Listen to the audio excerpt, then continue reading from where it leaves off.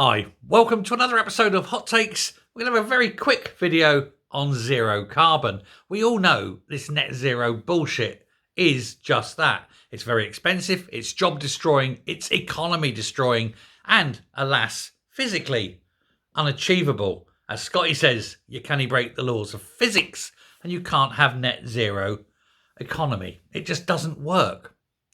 And yet they're still striving for it. However, this statutory requirement, why they'd make it a law, because nobody's going to go to prison when they fail to do it, has been debated. It's been talked about. It's been pushed as a marvellous thing. It's also laughably bad because it's not going to happen. This is the UK, for heaven's sake. We never do anything on time.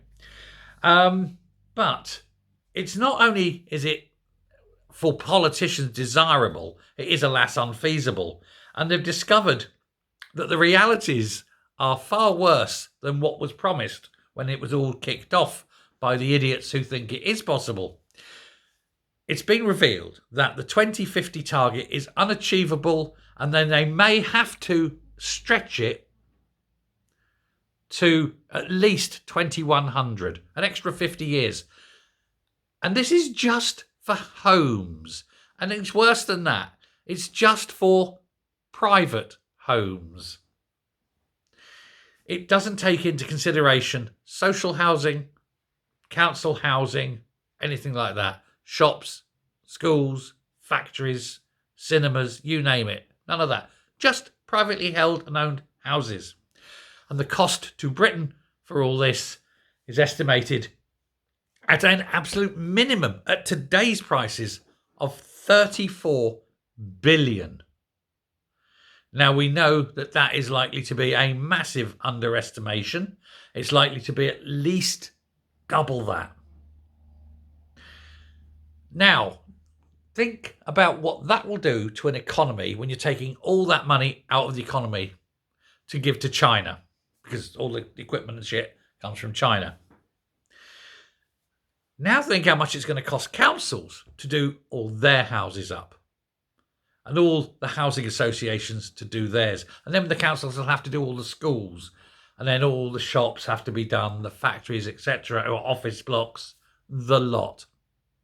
And it's not even feasible when you get into things like flats and tower blocks.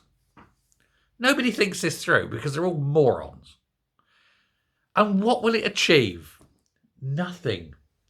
But the big worry is for these social housing. Now, local authorities have things called HRAs, housing revenue accounts. And that's where money that comes in from the form of rent, social rent, goes into there. It's ring-fenced, allegedly.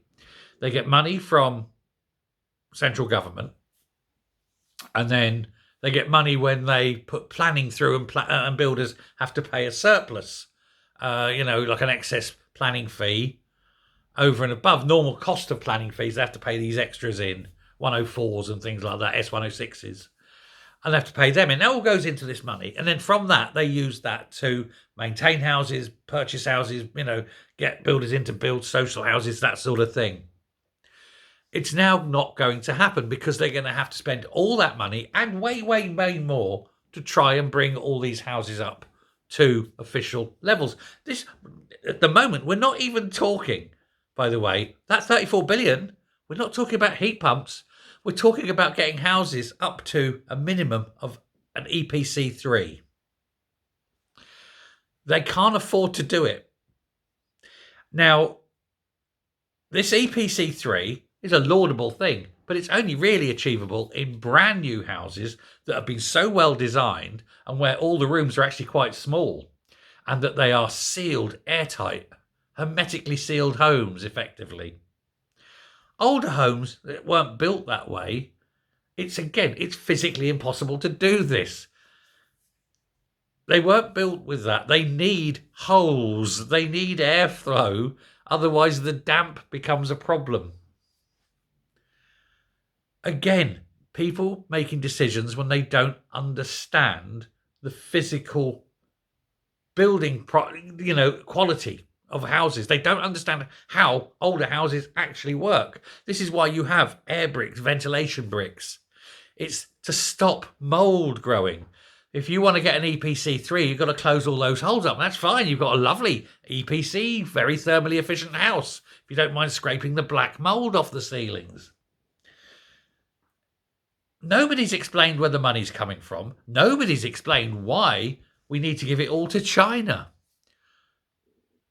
And nobody's explained what difference it makes if we don't. What's the fail metric here? If we don't do this, how much worse will the atmosphere be by our contribution? I'll tell you, it's immeasurably small. And I'm not just saying the word immeasurably, I mean it's literally immeasurable. The difference will be so small that you couldn't tell.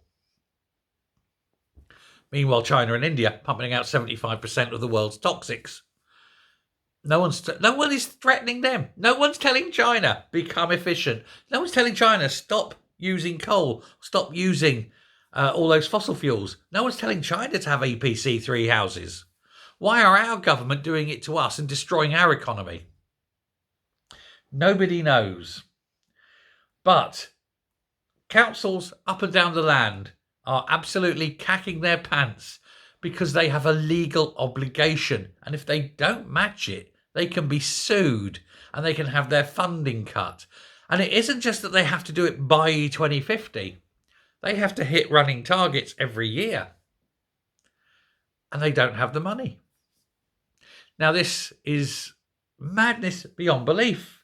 Islington Council, Greenwich, they're both in London, I know. But Huddersfield Council, these places are begging. Huddersfield Council is begging central government for money because they don't have a spare dime to pay to upgrade these social houses.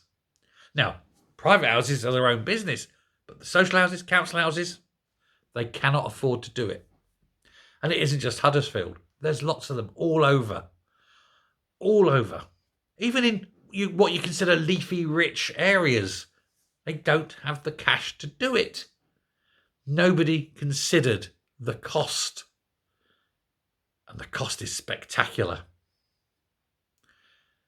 So I think basically they've all just got to say no. And then let them go to court.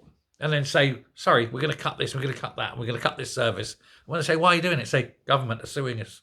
Government are taking our funds away from us because we failed to meet the government-imposed environmental targets that are pointless. And then have an election and make the environment and the environmental laws a major part of the election. They'll shit themselves to dump them. Thanks very much. Bye.